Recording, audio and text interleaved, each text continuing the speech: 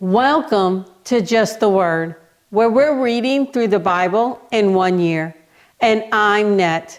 Today's reading will come from 2 Samuel chapters 18 and 19. 2 Samuel chapter 18. David mustered the men who were with him and appointed over them commanders of thousands and commanders of hundreds. David sent the troops out, a third under the command of Joab, a third under Joab's brother Abishai, son of Zeruiah, and a third under Ittai the Gittite. The king told the troops, "I myself will surely march out with you." But the men said, "You must not go out. If we are forced to flee, they won't care about us. Even if half of us die, they won't care. But you are worth 10,000 of us. It would be better now for you to give us support from the city." The king answered, "I will do whatever seems best to you." So the king stood beside the gate while all the men marched out in units of hundreds and thousands. The king commanded Joab, Abishai, and Ittai, "Be gentle with the young man Absalom for my sake." And all the troops heard the king giving orders concerning Absalom to each of the commanders. The army marched into the field to fight Israel, and the battle took place in the forest of Ephraim. There, the army of Israel was defeated by David's men, and the casualties that day were great, 20,000 men. The battle spread out over the whole countryside, and the forest claimed more lives that day than the sword. Now Absalom happened to meet David's men. He was riding his mule, and as the mule went under the thick branches of a large oak, Absalom's head got caught in the tree. He was left hanging in midair, while the mule he was riding kept on going. When one of the men saw this, he told Joab, "I just saw Absalom hanging in an oak tree." Joab said to the man who had told him this, "What? You saw him? Why didn't you strike him to the ground right there? Then I would have had to give you 10 shekels of silver and a warrior's belt." But the man replied, "Even if 1,000 shekels were weighed out into my hands, I would not lift my hand against the king's son. In our hearing, the king commanded you and Abishai and Ittai, protect the young man Absalom for my sake. And if I had put my life in jeopardy, and nothing is hidden from the king, you would have kept your distance from me." Joab said, "I'm not going to wait like this for you."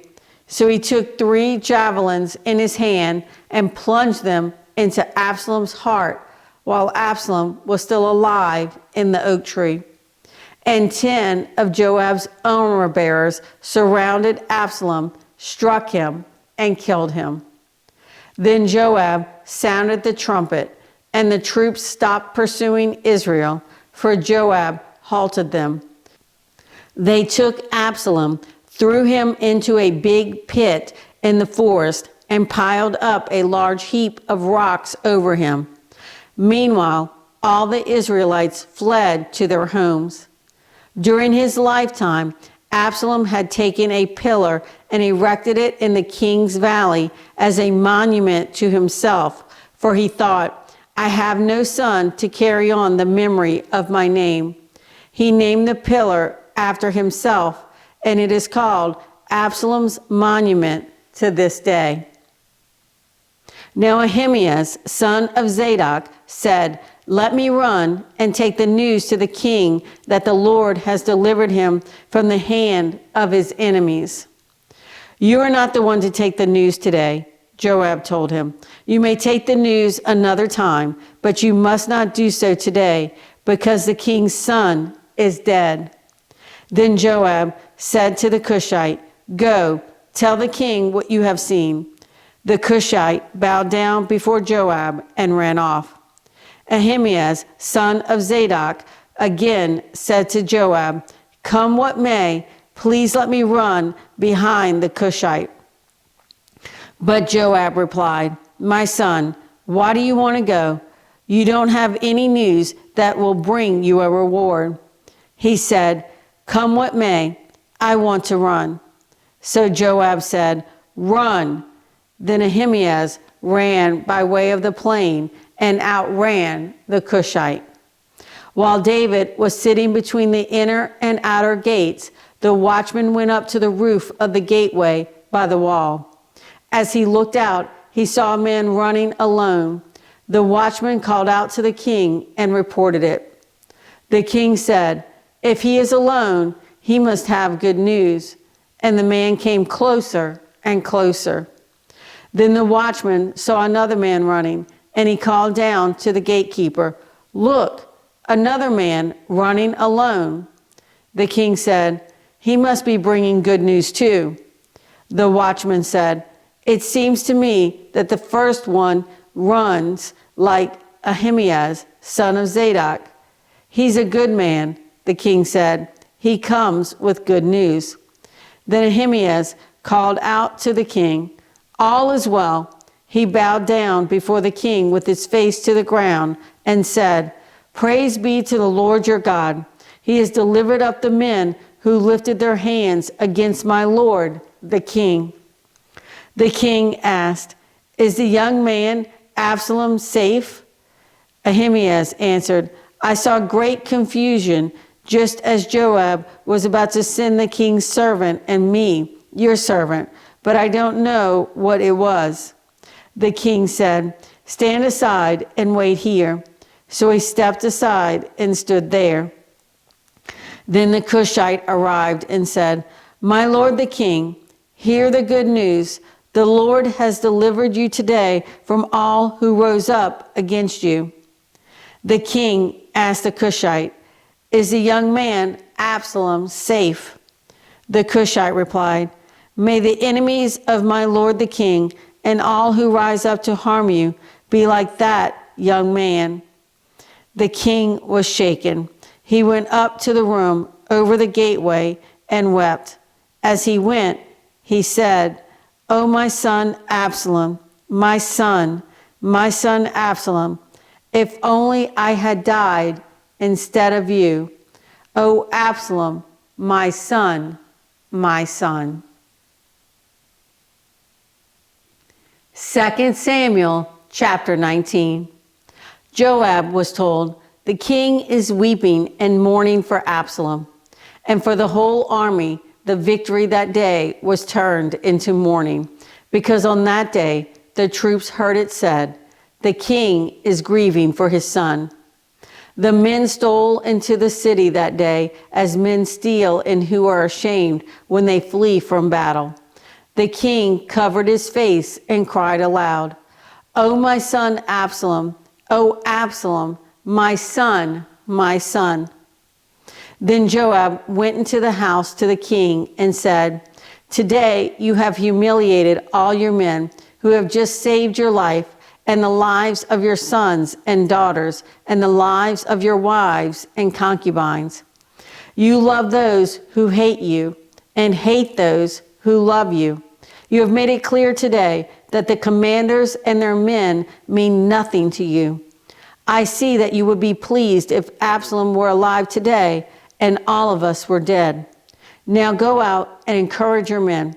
I swear by the Lord that if you don't go out, not a man will be left with you by nightfall.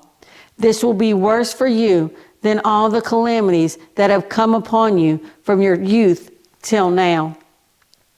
So the king got up and took his seat in the gateway. When the men were told, "The king is sitting in the gateway," they all came before him.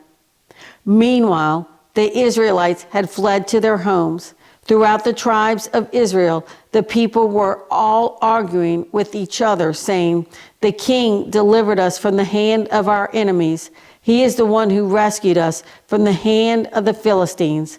But now he has fled the country because of Absalom, and Absalom, whom we anointed to rule over us, has died in battle." So why do you say nothing about bringing the king back?" King David sent this message to Zadok and Abiathar the priest. "Ask the elders of Judah, why should you be the last to bring the king back to his palace, since what is being said throughout Israel has reached the king at his quarters? You are my brothers, my own flesh and blood. So why should you be the last to bring back the king? And say to Amasa, are you not my own flesh and blood? May God deal with me, be it ever so severely, if from now on you are not the commander of my army in place of Joab." He won over the hearts of all the men of Judah as though they were one man.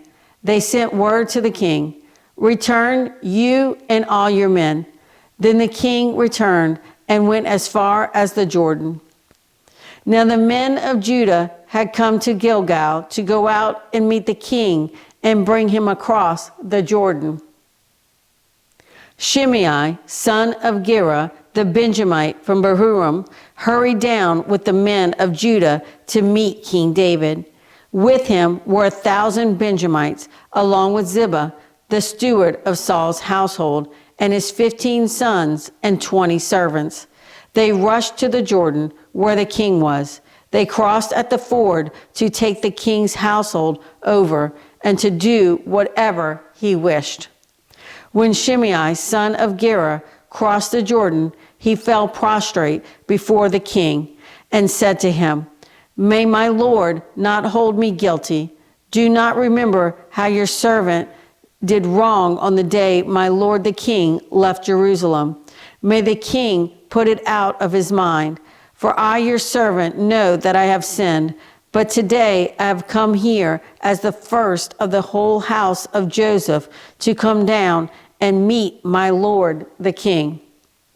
Then Abishai, son of Zeruiah, said, "Shouldn't Shimei be put to death for this? He cursed the Lord's anointed." David replied, "What do you and I have in common, you sons of Zeruiah? This day you have become my adversaries. Should anyone be put to death in Israel today? Do I not know that today I am king over Israel?" So the king said to Shimei, "You shall not die." And the king promised him on oath. Mephibosheth, Saul's grandson, also went down to meet the king. He had not taken care of his feet, or trimmed his mustache, or washed his clothes from the day the king left until the day he returned safely. When he came from Jerusalem to meet the king asked him, "Why didn't you go with me, Mephibosheth?" He said, "My lord the king, since I, your servant, am lame, I said, I will have my donkey saddled and will ride on it, so I can go with the king. But Ziba, my servant, betrayed me, and he slandered your servant to my lord the king. My lord the king is like an angel of God, so do whatever pleases you. All my grandfather's descendants deserve nothing but death from my lord the king. But you gave your servant a place among those who eat at your table. So what right do I have to make any more appeals to the king?" The king said to him, "Why say more? I order you and Ziba to divide the fields." Mephibosheth said to the king, "Let him take everything, now that my lord the king has arrived home safely." Barzillai, the Gileadite, also came down from Rogelim to cross the Jordan with the king and to send him on his way from there. Now Barzillai was a very old man, 80 years of age. He had provided for the king during his stay in Mahanaim, for he was a very wealthy man. The king said to Barzillai, "Cross over with me and stay with me in Jerusalem, and I will provide for you." But Barzillai answered the king, "How many more years will I live that I should go up to Jerusalem with the king? I am now 80 years old. Can I tell the difference between what is good and what is not? Can your servant taste what he eats and drinks? Can I still hear the voices of men and women singers? Why should your servant be an added burden to my lord the king? Your servant will cross over the Jordan with the king for a short distance. But why should the king reward me in this way? Let your servant return, that I may die in my own town near the tomb of my father and mother. But here is your servant Kimham.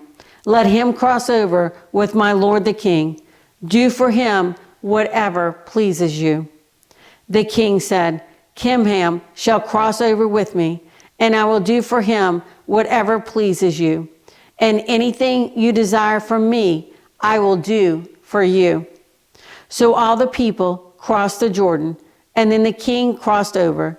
The king kissed Barzillai and gave him his blessing, and Barzillai returned to his home. When the king crossed over to Gilgal, Kimham crossed with him.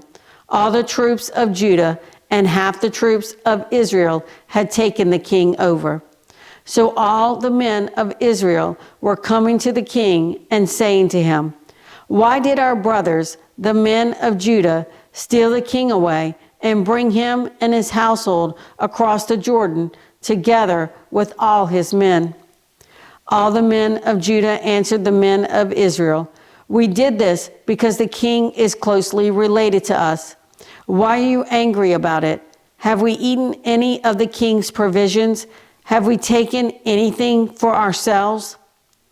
Then the men of Israel answered the men of Judah, We have 10 shares in the king, and besides, we have a greater claim on David than you have.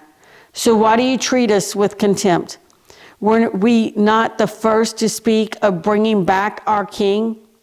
But the men of Judah responded even more harshly than the men of Israel. Thanks for joining Just the Word. See you tomorrow.